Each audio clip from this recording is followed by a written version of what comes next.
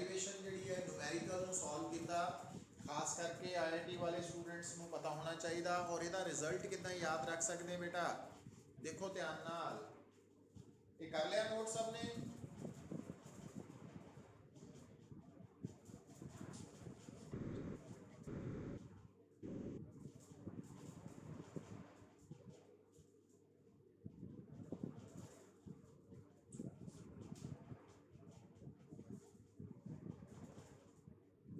Yes sir.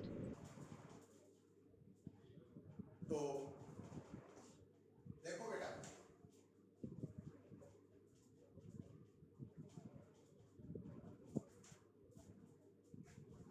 Result को देखो, एटा analysis करो। एक्चुअली तुसी रेजिस्टेंस का जो फार्मूला लिखते हैं तो तुसी R is equal to rho L by A लिखते हैं बेटा। तो हम ਤੁਹਾਡਾ सिलेंड्रिकल कंडक्टर होने करके उसका दोनों साइड्स का रेडियस R होता है ना, तो जिस करके ਜਿਹੜਾ A है ਉਹਦਾ बेसिक कांसेप्ट ਕੀ है, पाई R स्क्वायर। ਹੁਣ ਇੱਥੇ ਇਹਦੇ ਲਈ ਜਿਹੜਾ ਇੱਕ R है A है ਤੇ दूसरा R B है, तो ਇਹਨੂੰ ਆਪਾਂ R स्क्वायर ਦੀ जगह RR भी लिख सकते ਸੀ ना, वो A B आ गया बेटा। तो उठों ਤੁਸੀਂ इस फार्मूला ਨੂੰ जनरल वर्ड्स च याद रख सकते हैं ना ਤੁਸੀਂ, इंपॉर्टेंट पॉइंट है। तो ये तो सी रिगार्डिंग न्यूमेरिकल के बारे।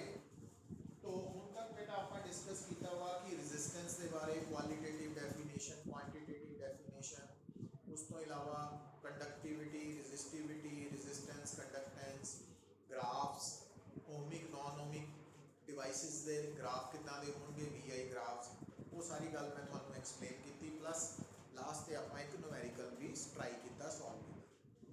हुण भी चलो बेटा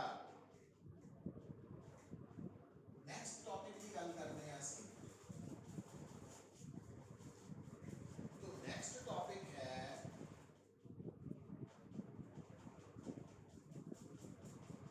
ओम्स लॉ। ओम्स लॉ, ਹੁਣ ओम्स लॉ बारे ਤੁਸੀਂ ऑलरेडी फैमिलियर है ना, काफ़ी क्रैमिंग की हुई है। इसकी स्टेटमेंट की है कि it states that potential difference across the ends of a conductor is directly proportional to current flowing through that conductor provided physical conditions like temperature, pressure remains constant। या इन्हें भी कह सकते हैं कि electric current flowing through a conductor is directly proportional to potential difference applied across the ends of conductor provided physical conditions like temperature, pressure remains constant। पर हुण इहदे च जिहड़ी गल समझण वाली है बेटा कि जदों सानू कोई कहता ना mathematical form of ohm's law नू लिखो, तो असी ओम्स लॉ दी फॉर्म की लिखते हैं, मैथेमैटिकल फॉर्म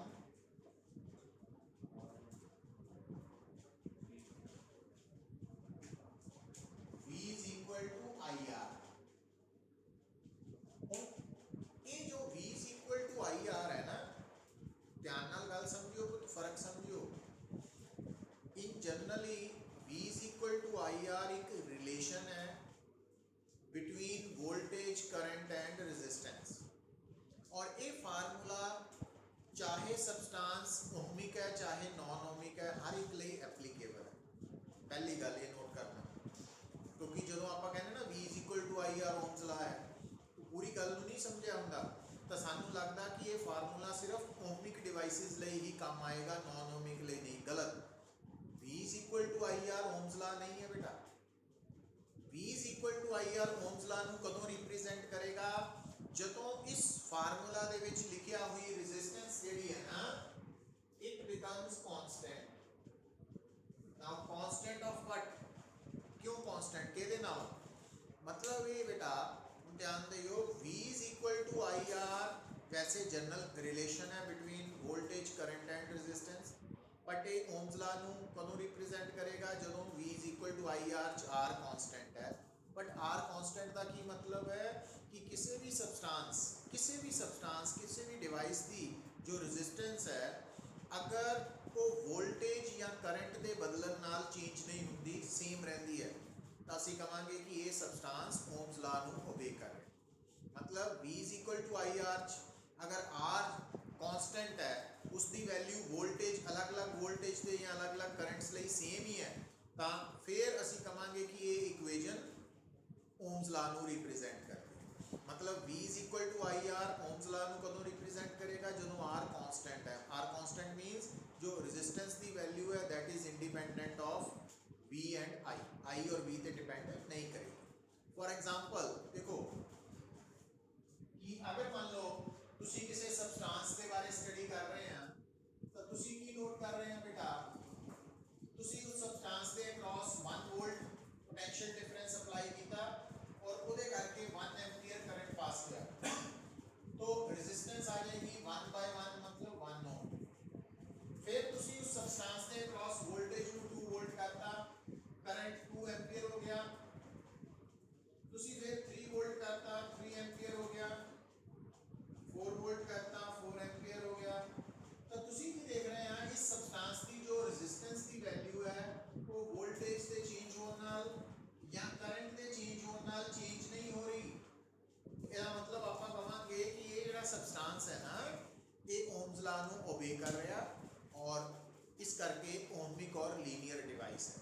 और ਇਹਦਾ ग्राफ ਜਿਹੜਾ ਵਾ वो straight line passing through VI graph जो है वो straight line passing through origin होएगा। और वो एग्जाम्पल थानू मैं दस चुका वा, जिन्ने भी मैटल्स है जिन्ने भी सैमी कंडक्टर्स है वो ओम्स ला को ओबे करेंगे, है ना।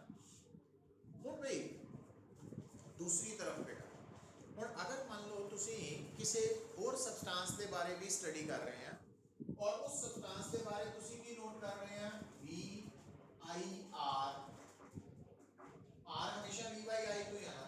हुण तुसी V की वैल्यू सेट की है बेटा 1 वोल्ट करंट है 1 एम्पीयर रेजिस्टेंस है 1 ओम। फिर तुसी वोल्टेज करती सपोज तुसी वोल्टेज करती है से 2 वोल्ट, तो करंट जो है दैट बिकम्स 0.5 एम्पीयर।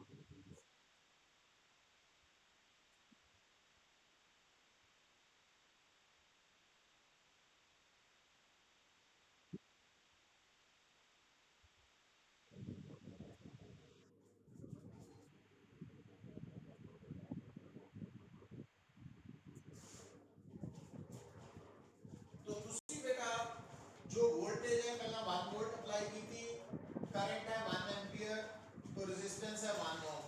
फिर तुसी वोल्टेज 2 वोल्ट करती, करंट 0.5 है तो रेजिस्टेंस हो गई। फिर तुसी वोल्टेज करती 3 वोल्ट बट करंट जो है वो है सपोज 0.4, तो रेजिस्टेंस हो गई 7.5 ओम, है ना। तो कहने का मतलब की होया कि इस सबस्टांस की जो रेजिस्टेंस है ना वो वोल्टेज ते करंट ते चेंज होते चेंज हो रही है। तो ये वाला जो सबस्टांस है तो ਇਹਦੀ रेजिस्टेंस ਜਿਹੜੀ है वो इंडिपेंडेंट ऑफ अप्लाइड वोल्टेज और करंट नहीं है, तो ये नॉन ओमिक सबस्टांस है, नॉन ओमिक डिवाइस है। तो ओमिक नॉन ओमिक डिवाइसेस की फर्क है। और इस सबस्टांस के लिए जो ग्राफ आएगा ना VI ग्राफ या तो स्ट्रेट लाइन होएगा बट ओरिजिन चो पास नहीं करेगा या कर्व्ड होएगा। ये रिजल्ट्स मैं ऑलरेडी थोड़ा डिस्कस कर चुका। और नॉन ओमिक डिवाइसेस की एग्जांपल भी मैं तुहानू दसता, डायोड है, ट्रांजिस्टर है, याद कर लेने, वाटर वोल्टामीटर है, तो इन्हों याद कर लेना ताकि एग्जांपल कोट कर सको। हुण भाई हुण बेटा इस डिस्कशन तो बाद तुहानू जो क्लियर होना चाहिए वो की है, इस डिस्कशन तो बाद तुहानू क्लियर हो जाना चाहिए कि V is equal to IR mathematical form of ohm's law कदों होएगी, जदों इस रिलेशन च R कांस्टेंट है, R की वैल्यू V और I पे डिपेंड नहीं करेगी। बट अदरवाइज एक जनरल रिलेशन है between voltage current and resistance और ये हर वक्त यूज होएगा, हर वक्त यूज होएगा किहदे लई, तो ये हर वक्त यूज होएगा किस पर्पस लई, वोल्टेज करंट और resistance of any kind of device find out करने।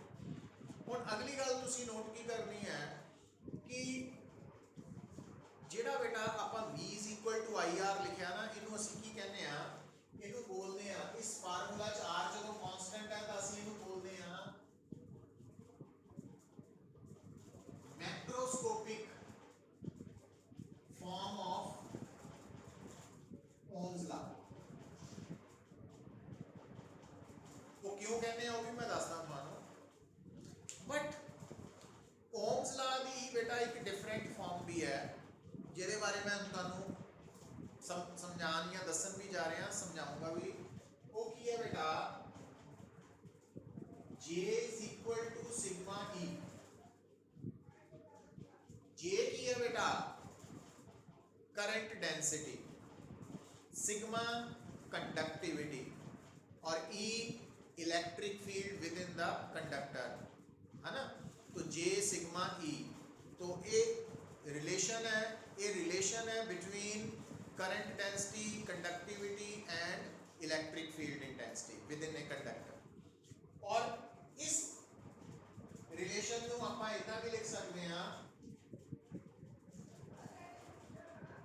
क्योंकि रेजिस्टिविटी ते कंडक्टिविटी एक दूसरे दे रेसिप्रोकल, तो कंडक्टिविटी नु 1/ρ भी लिखा जा सकता। और तीसरा बेटा इनको इतना भी लिख सकते हैं ρj = E, क्रॉस मल्टीप्लाई करके। तो ये जो तीनों है ना इक्वेशंस, ये वैसे तो की है relation between current density, conductivity, electric field intensity, या current density, resistivity and electric field intensity. But ये ओम्स लॉ ਨੂੰ ਕਦੋਂ ਰਿਪਰੈਜ਼ੈਂਟ ਕਰਨਗੇ, ਨੋਟ ਕਰ ਲਓ। ਜਿਸ ਤਰ੍ਹਾਂ ਆਹ ਵਾਲੀ ਇਕੁਏਸ਼ਨ ओम्स लॉ ਨੂੰ ਕਦੋਂ ਰਿਪਰੈਜ਼ੈਂਟ ਕਰੇਗੀ, ਜਦੋਂ ਇਹਦੇ ਚ ਰੈਜ਼ਿਸਟੈਂਸ ਦੀ ਵੈਲਿਊ V और I ਤੇ ਡਿਪੈਂਡ ਨਹੀਂ ਕਰੇਗੀ।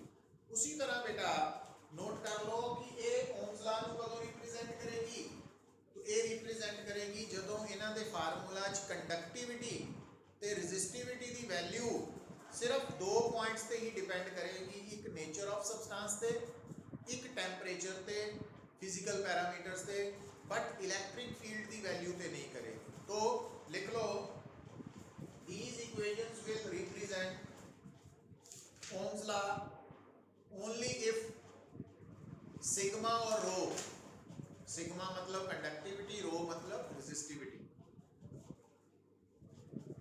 are independent of electric field with in the substance. मतलब किसी भी सबस्टेंस की जो कंडक्टिविटी या रेजिस्टिविटी की वैल्यू है वो electric field with in the substance से डिपेंड नहीं करेगी। मींस चाहे इलेक्ट्रिक फील्ड ज़्यादा वा उसके अंदर चाहे घट है, वो सेम रहेगी कंडक्टिविटी ते रेजिस्टिविटी। तो ये कंडीशन है। और ये जी ओम्स लॉ की फॉर्म है ना, इन्हों पता की कहते हैं असी, microscopic form of Ohm's law, microscopic form of Ohm's law।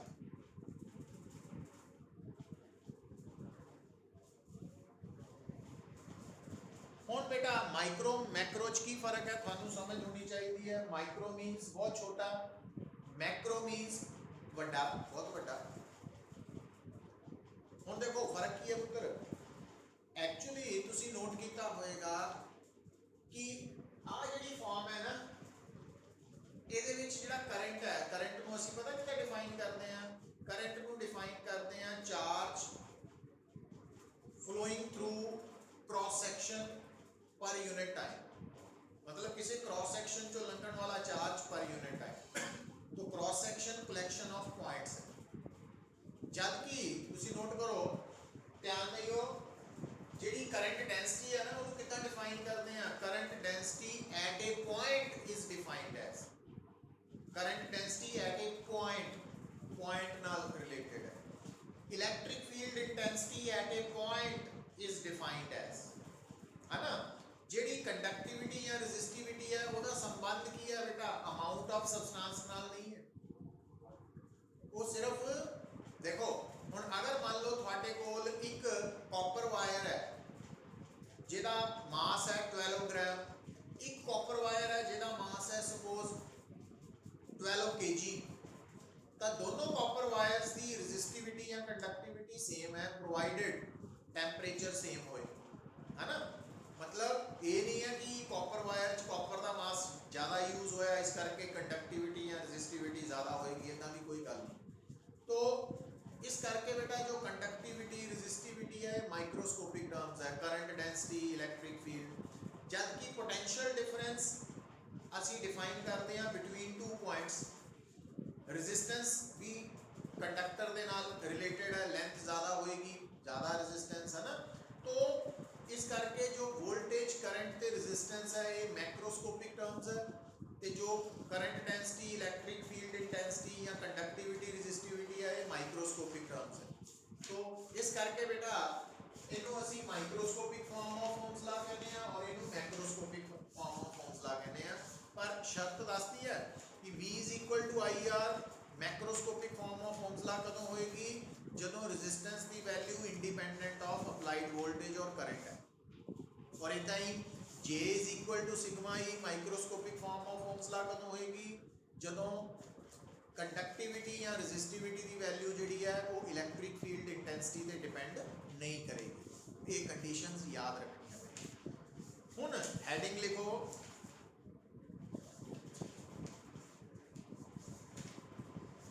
Heading लिखो बेटा deduction of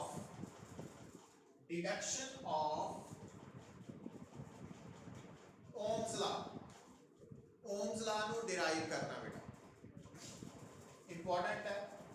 deduction of ohm's law ਇਹਦੇ ਵਿੱਚ ਤੁਸੀਂ ਕੀ करना, सब तो पहला एक सिलेंड्रिकल कंडक्टर जिसकी लेंथ ए है, area of cross section A है, लेंथ एल है, area of cross section A है, कंसीडर कर लिया।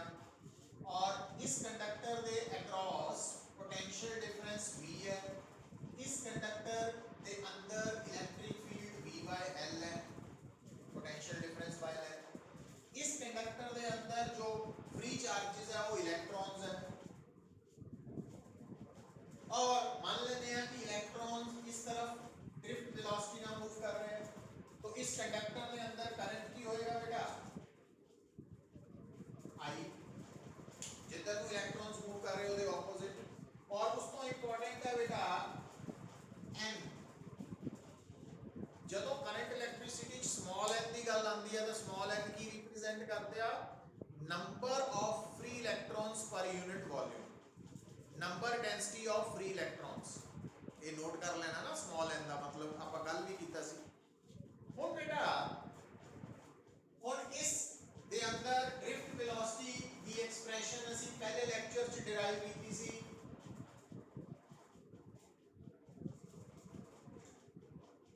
Vd is equal to this one। Second lecture च ਅਸੀਂ relation between current and drift velocity derive कीता सी। तो दोनों के रिजल्ट्स लिख लेने हैं और उस तो बाद ਅਸੀਂ Vd की वैल्यू पुट करके I is equal to NEA और Vd की वैल्यू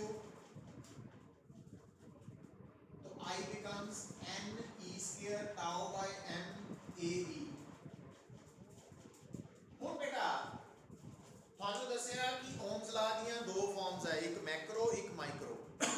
ਤੁਸੀਂ ਪੇਪਰ 'ਚ ਦੇਖ ਲੈਣਾ कि आप जो ओम्स ला डिराइव करना वो मैक्रोस्कोपिक फॉर्म है कि माइक्रोस्कोपिक है ना। तो आ ये स्टेप्स है 4 स्टेप्स ये तो कॉमन रहने हैं। उस तो बाद तुसी की करना तो आ या फार्मूला बेटा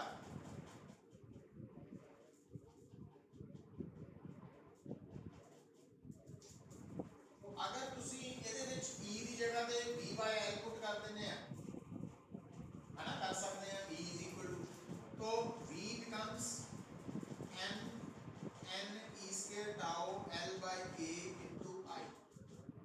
और बेटा ये बन गया V is equal to R I, KD form macroscopic form. और जे तुसी आ वाले फार्मूला में इतना लिख देता तो आ गया J, तो आ बन जाना sigma E where sigma is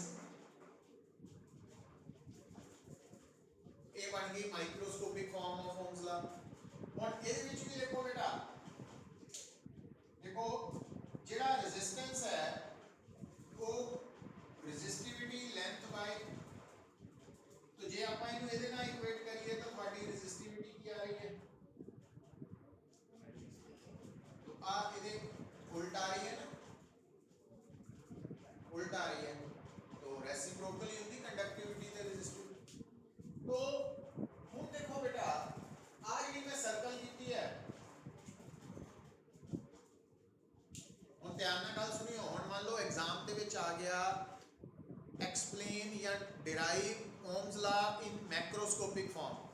ਫਿਰ ਤੁਸੀਂ first second third fourth fifth sixth seventh 8th ਆ ਸਟੈਪਸ ਫਾਲੋ ਕਰਨੇ ਤੇ ਜੇ ਐਗਜ਼ਾਮ ਚ ਆ ਜਾਏ ਡਿਰਾਈਵ ਓਮਸ ਲਾ ਇਨ ਮਾਈਕਰੋਸਕੋਪਿਕ ਫਾਰਮ ਫਿਰ ਆ ਵਾਲੇ ਸਟੈਪਸ ਤਾਂ ਫਿਰ ਨਾ ਚੱਲਣਾ मतलब ਇੱਕੋ ਟੌਪਿਕਸ ਦੋਨੋਂ ਦੱਸਦੇ ਤੁਹਾਨੂੰ ਪਲੱਸ ਜੇ ਮੰਨ ਲਓ ਤੁਹਾਨੂੰ ਐਗਜ਼ਾਮ ਚ ਆ ਜਾਏ ਬੇਟਾ ਕਿ ਡਿਰਾਈਵ ਐਨ ਐਕਸਪ੍ਰੈਸ਼ਨ ਫॉर ਕੰਡਕਟਿਵਿਟੀ ਔਰ ਰੈਜ਼ਿਸਟਿਵਿਟੀ ਵੀ ਕੰਡਕਟਿਵਿਟੀ ਕਿਹੜੇ ਕਿਹੜੇ ਫੈਕਟਰਸ ਤੇ ਡਿਪੈਂਡ ਕਰਦੀ ਹੈ ਰੈਜ਼ਿਸਟਿਵਿਟੀ ਕਿਹੜੇ ਕਿਹੜੇ ਫੈਕਟਰਸ ਤੇ ਡਿਪੈਂਡ ਕਰਦੀ ਹੈ ਉਹ ਡਿਰਾਈਵ ਕਰੋ ਤਾਂ ਆ ਵੀ ਸੇਮ ਹੀ ਹੈ ਬੇਟਾ ਕਿਉਂਕਿ ਮਾਈਕਰੋਸਕੋਪਿਕ ਫਾਰਮ ਆਫ ਓਮਸ ਲਾ ਚ ਕੰਡਕਟਿਵਿਟੀ ਕਿਹਦੇ ਬਰਾबर आ रही है n e square tau by m तो अगर सानू कोई कहे ना पेपर च derive an expression for conductivity और रेजिस्टिविटी तो उसका मतलब असी microscopic form of ohms law derive करते हैं।